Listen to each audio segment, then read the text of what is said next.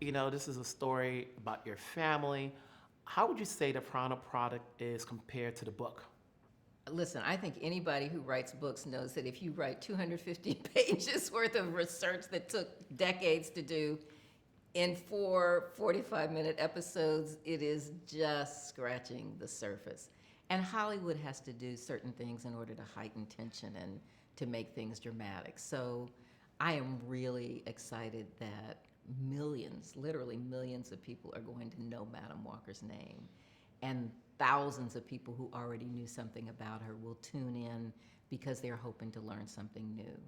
And then I hope that they will, in addition to being inspired and seeing this emotional connection to Madam Walker, that they will be motivated to read my book Yes. and come and buy the audiobook and really learn some of the facts about Madam Walker. Because it's impossible to tell all of the dimensions in 4 sessions. But Octavia Spencer is great. She captures Madam Walker's spirit and her courage and shows the arc of building a business and the struggles and all the things, the betrayals and the ups and downs of being in a business. That being said, obviously, as you mentioned, you can't put everything that's in a book in a series or so forth.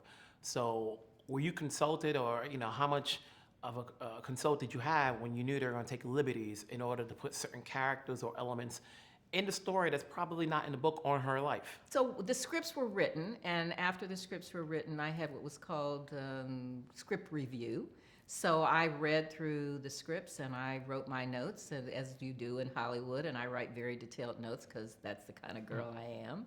And then I had Skype meetings with the writers and showrunners, and we talked about some of the things some suggestions I made, and they took some of the suggestions and they ignored others. So that's the way Hollywood works.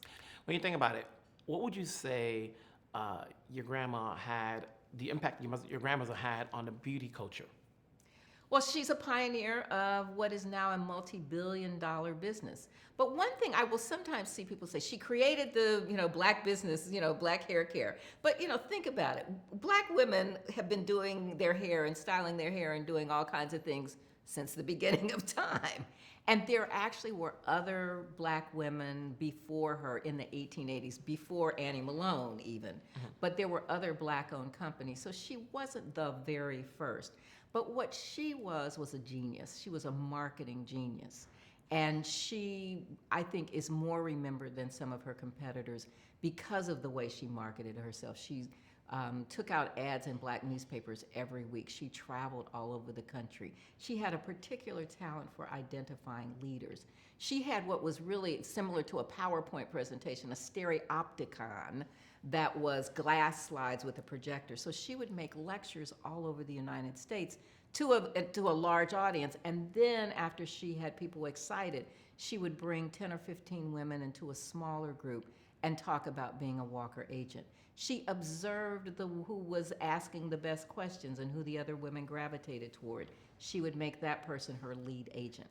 Then as she assembled her executive team, she got the best and brightest. So you see F.B. Ransom in the film. Now he's a little different in real life than he is in the film, as are most characters.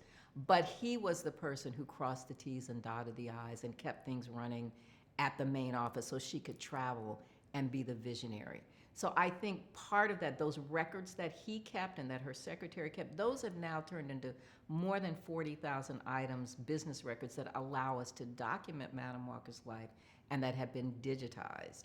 I think another reason she is still remembered is that she paid attention to Lilia's advice, her daughter's advice, and opened up a building and a school in Harlem in 1913, just as Harlem was becoming the mecca for culture and politics among African Americans. That meant they were being written about not just in the black newspapers, but in the New York Times and internationally. So there are many reasons why Madam Walker is remembered, but she was a marketing genius. She was a person who knew how to create a leadership team, and she knew how to tell her story. All right.